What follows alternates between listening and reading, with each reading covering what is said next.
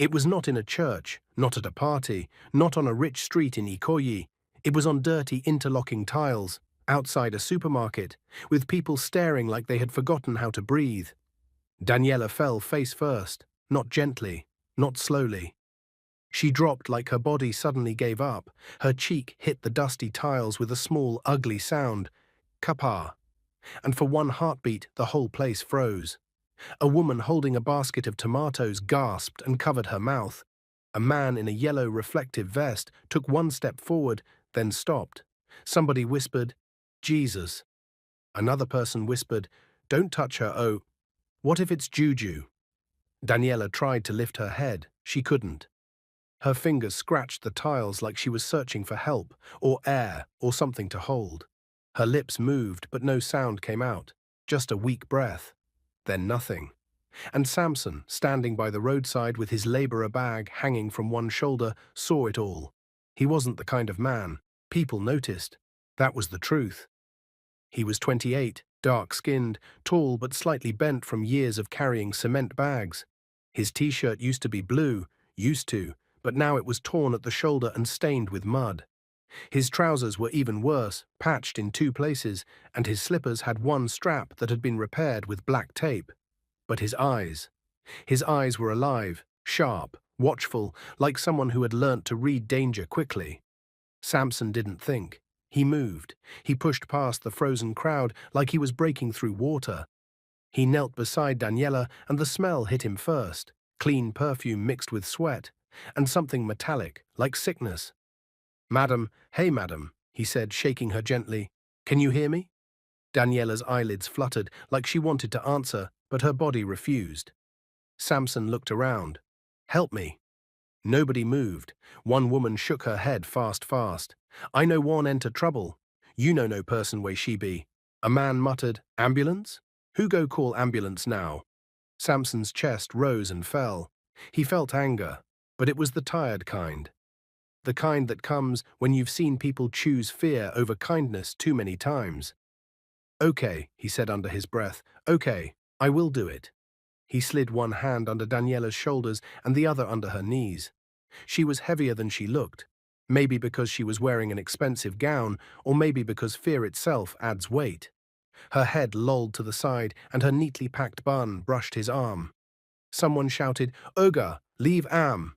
You fit be accused." Samson didn't stop. He lifted her fully into his arms, and as he carried her, Daniela's head fell against his chest, and he felt how hot her skin was. Too hot. Her breathing was shallow, like she was trying to sip air through a straw. Samson broke into a run.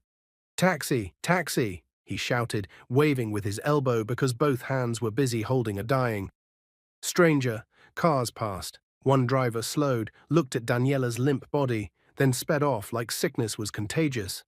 Samson's throat tightened. "Please," he whispered, "please, somebody stop." A yellow taxi finally screeched to a halt near the junction, an old Corope-looking taxi with a cracked windshield and a driver who looked tired. The driver leaned out. "Guy, waitin' happen." "She's collapsing," Samson said fast. "Take us to Lagos Teaching Hospital, please."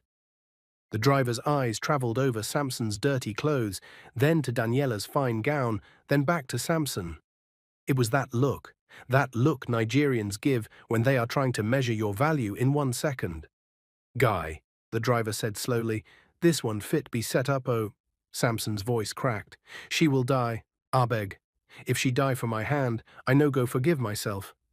The driver hesitated, then Daniela made a small sound, a weak, broken moan. That sound did something to the driver. It softened him. "Enter," he said sharply. "Enter, enter. Put her for back seat." Samson climbed in carefully, laying Daniela across the seat. He held her head so it wouldn't knock the door. The taxi took off. Outside, Lagos moved like Lagos always does. Horns, shouting, hawkers chasing cars, a bus conductor yelling, Ojuelegba, Ojuelegba, as if that would solve hunger. But inside the taxi, everything was quiet except Daniela's breathing. Samson kept talking to her, even though he didn't know if she could hear. "Madam, no sleep. I beg, open your eyes small." Daniela's lips moved again. This time, a word slipped out, thin as paper. "Water." Samson looked around helplessly. He had no water, only his laborer bag with his small food flask and a nylon with biscuit crumbs. "Hold on," he pleaded. "We don't reach soon." The taxi hit a pothole and bounced. Daniela's head rolled, and for a second her eyes opened properly. Glassy, unfocused, but open. She stared at Samson's face like she was trying to remember something important. Then she whispered, "Daddy," and her eyes closed again. Samson swallowed hard. "Driver, please drive," he said, his voice low and tight. "Drive like your own child day inside." The driver didn't answer. He just pressed harder on the accelerator. They reached the hospital gate with noise and confusion. People were everywhere, patients on wheelchairs, nurses rushing, families praying loudly. Samson jumped out with Daniela in his arms and ran to the emergency entrance. "Help! She's dying!" he shouted. A nurse came forward, eyes alert. She looked at Daniela, then at Samson. "Put her here," she ordered, pulling a stretcher closer. Samson placed Daniela down gently, like she was made of glass.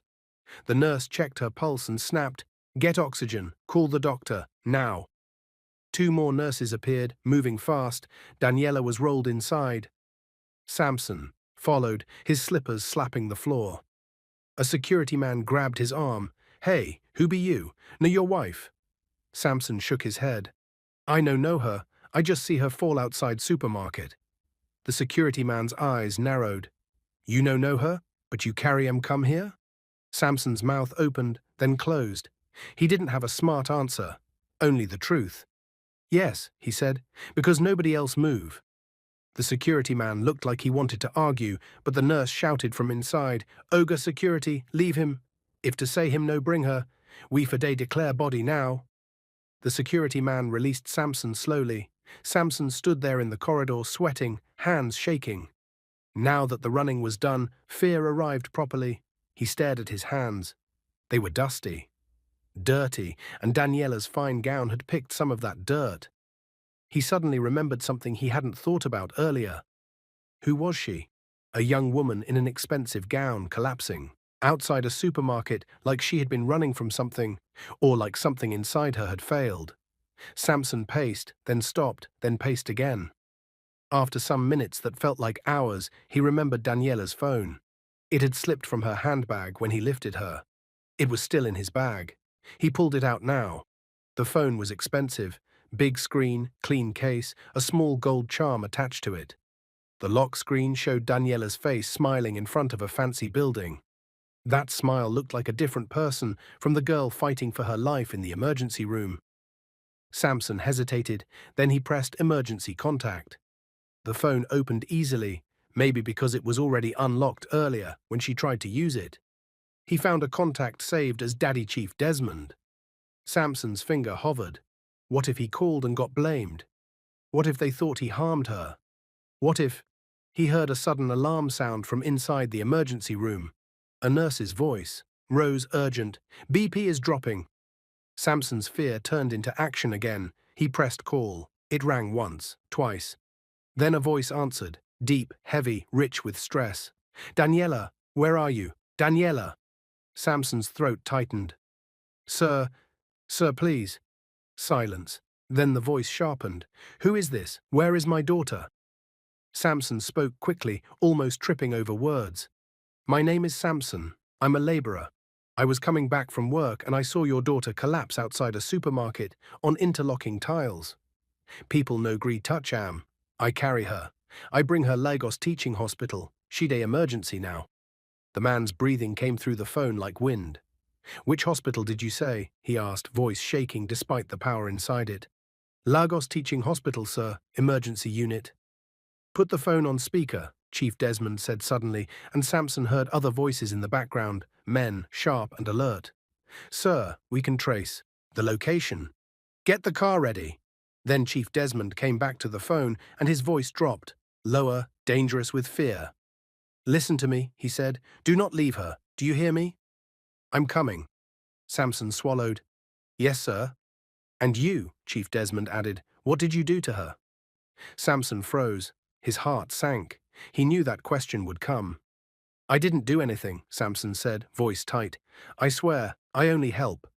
Chief Desmond didn't answer right away. Then he said, "I'm coming," and the call ended.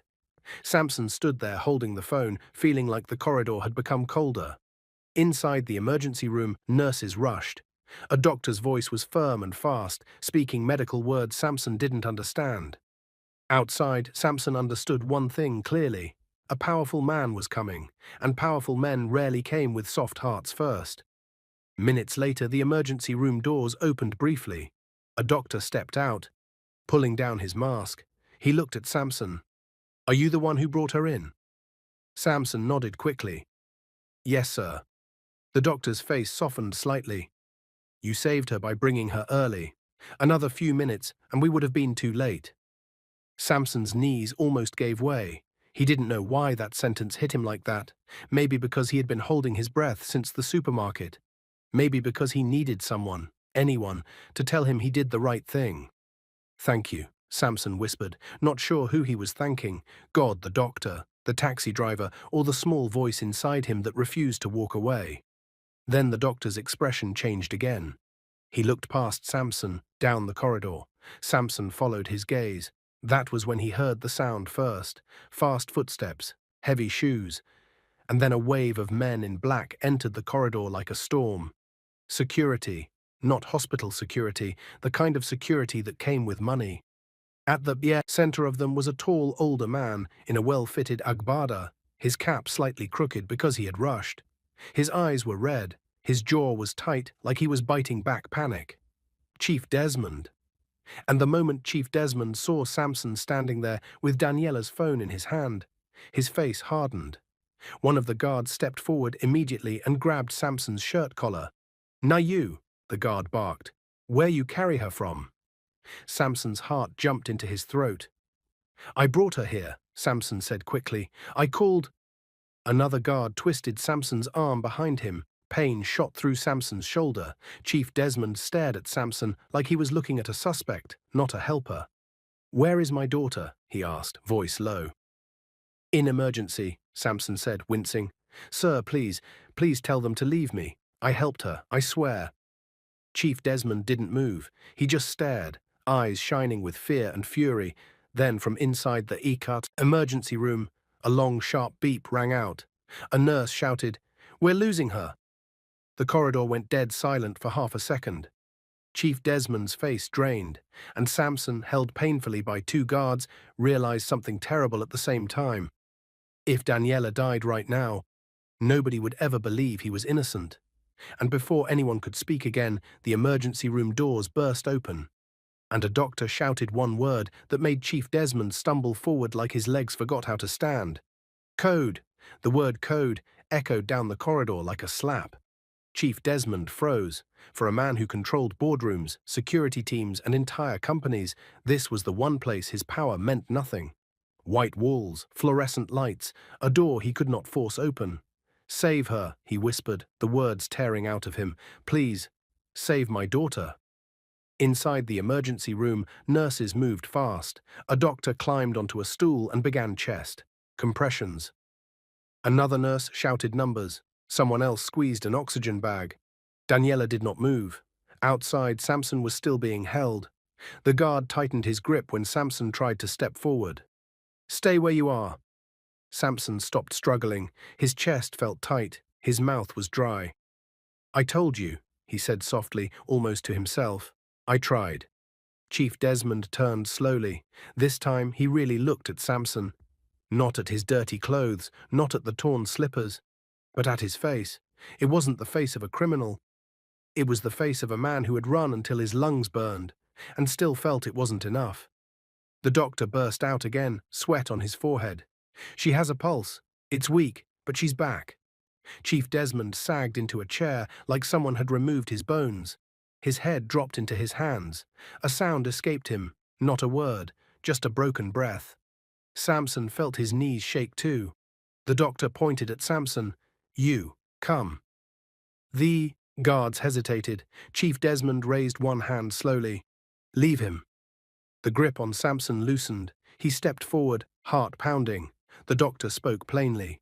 She collapsed from severe dehydration and internal stress. If she had arrived even 5 minutes later, he paused, we would be talking about a body. Chief Desmond's head snapped up. And him? He saved her, the doctor said firmly. He brought her in on time. Silence fell again. Chief Desmond stood up. He walked toward Samson, stopping close enough to smell dust and sweat. For a long moment he said nothing. Then he bowed his head slightly. "Thank you," he said. Samson didn't expect that. His eyes burned. "I just did what anyone should do," he replied.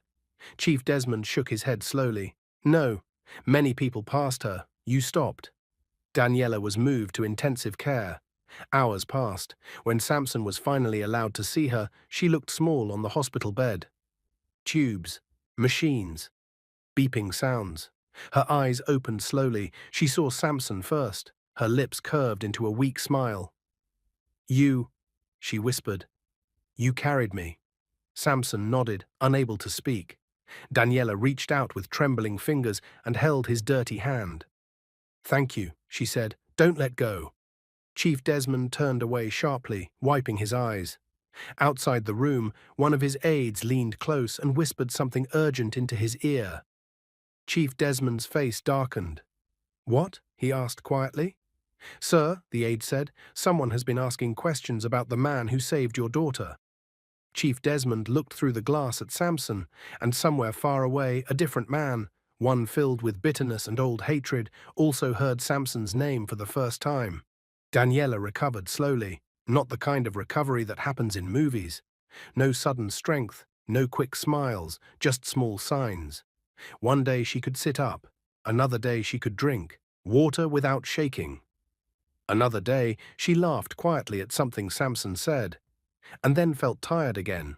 Samson visited whenever Chief Desmond allowed him. At first, security followed him everywhere, 2 steps behind, always watching. But Daniela insisted. "He's not a stranger," she said weakly. "He's the reason I'm here."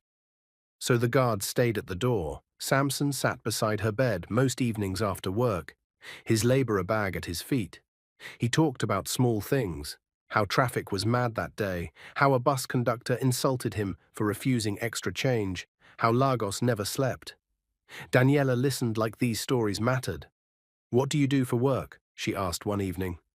"I carry blocks, cement, anything they give me," Samson replied. She frowned. "But you speak like someone who went to school." Samson smiled sadly. "I did.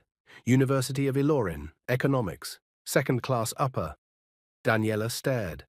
"Then why?" "Life," he said softly. Life happened. That night, Daniela told her father.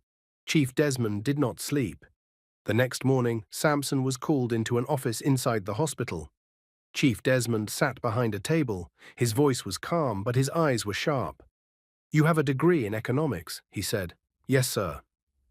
"And you are carrying cement?" Samson nodded. "Jobs are hard to find, sir." Chief Desmond leaned back. "When my daughter is discharged, come to my office." Samson's heart skipped. Daniela was discharged a week later. She hugged Samson tightly in front of everyone, dirty clothes and all. "Promise me you won't disappear," she said. "I won't," Samson replied. True to his word, Chief Desmond kept his promise. 3 days later, Samson stood inside Desmond Group headquarters, wearing a borrowed shirt and shoes that pinched his toes. He was assigned to the accounting department. It felt unreal. Daniela worked in the company too. They ate lunch together. They laughed. They talked about dreams. Slowly, carefully, something warm grew between them. But not everyone was happy. Across town, in a small dark room filled with incense and bitterness, a man listened carefully. His name was Barmedel, Samson's uncle. The man his father once stood up to, the man who wanted to sell family land to a Chinese firm. The man people whispered about when Samson's parents died suddenly years ago. Barmedel clenched his fist when he heard the news. "So, he did not die after all," he muttered. Rain began to fall outside. Thunder rolled once, slowly, and Barmedel smiled. The rain started without warning. One moment, the sky over Victoria Island was bright and noisy with traffic. The next, clouds folded into each other like angry fists. Samson stood at the front of Desmond Group's glass building, waiting. Daniela had asked him to wait for her so they could go together. He didn't mind. He never minded waiting for her. He checked the time on his phone. 6:12 p.m. The rain thickened. Drops slapped the pavement hard, fast like stones. "Better come inside," a security guard called from the doorway. Samson shook his head with a small smile. "She's coming." Thunder growled in the distance. Inside the building, Daniela was signing a document when she heard it. The sound of glass rattling. She looked up. A strange feeling crept into her chest. "Sir," she told her assistant, "I'll be back." Outside, Samson stepped closer to the glass wall to avoid the rain. He stood right beneath the tall front window, watching the road blur. He didn't see the dark figure across the street. He didn't hear the whispered incantation carried by the wind. He didn't know that somewhere an uncle had asked the sky for blood. The thunder came again, this time louder. A sharp crack split the air. Boom! Light exploded. The tall glass window shattered in a violent burst. Pieces flew like knives. Daniela screamed. Samson felt heat before pain. A force slammed into his chest and threw him backward. He hit the ground hard. Everything went white. Rain poured into the building now, mixing with blood and glass. People shouted. Someone yelled his name. "Samson!" Daniela ran out barefoot, ignoring the broken glass cutting her feet. She dropped beside him. "Samson, open your eyes, please." His body twitched once, then went still. Smoke curled faintly from the shattered frame. The security guards stood frozen. "This is not ordinary," one of them whispered. An ambulance arrived fast. At the hospital, doctors worked, but nothing changed. Samson didn't wake. He didn't respond. He didn't breathe on his own. Machines did it for him. Daniela sat beside his bed all night, holding his hand. "I'm here," she kept saying, her voice breaking. "You saved me. Don't leave me." Chief Desmond stood behind her, silent, afraid in a way money could not fix. The next morning, an elderly man entered the ward quietly. He wasn't dressed like a doctor. His eyes were old, and deep. He looked at Samson once and sighed. "This one," he said gently, "is not sickness." Chief Desmond turned sharply. "What do you mean?" The old man's voice dropped. "Someone sent death. It missed." Daniela's breath caught. "Who?" she whispered. The old man looked at Samson's still face. "Blood knows blood," he said. "His uncle." Daniela felt cold spread through her chest. Outside, thunder rolled again. But this time, it sounded closer to another name. Samson did not die. That alone was the first shock. The elderly man returned that evening, carrying nothing but a small brown bag and a calm that did not belong in a hospital ward. Chief Desmond wanted to stop him. Doctors protested. Nurses argued. But Daniela knelt. "I beg you," she said, tears falling freely. "He saved my life. Please." The old man nodded once. "What I do is not noise," he said. "It is correction." They moved Samson to a quiet side room. No machines, no shouting, only silence, and rain tapping softly against the window. The old man crushed leaves, murmuring words that sounded older than the walls. He rubbed Samson's chest, his temples, his feet. The air felt heavy, warm, alive. Then Samson gasped, a sharp breath. Daniela screamed. Machines rushed back in. Doctors ran. Nurses crowded. Samson's fingers twitched. His eyes opened slowly, confused, tired, but alive. Daniela collapsed onto his chest, crying and laughing at the same time. 2 hours later, in another part of Lagos, thunder answered a different call. Bamidel was shouting when it happened. The sky darkened unnaturally fast. Wind tore through his compound. Before he could run, lightning split the ground and struck him down. He did not die immediately. He screamed, and then he confessed. How he hated Samson's father, how he went to a native doctor years ago, how he caused accidents, how he sent death again, this time through thunder. Neighbors gathered, police arrived, Bamidel died before sunrise. Samson did not attend the burial. He did not need to. 1 month later, Lagos stood still for a wedding.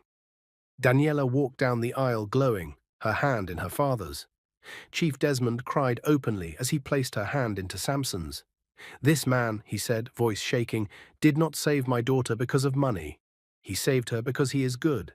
Samson's voice broke as he replied, "I will protect her. always. They kissed, the crowd erupted, and somewhere deep inside something healed. Daniela learned that love is not found in comfort, but in truth. She trusted the man who held her when she was dying. Bamidel shows the psychology of bitterness, how unresolved anger grows into destruction. What he sent out returned to him. If you like this story, comment, share, and subscribe to our channel for more interesting stories.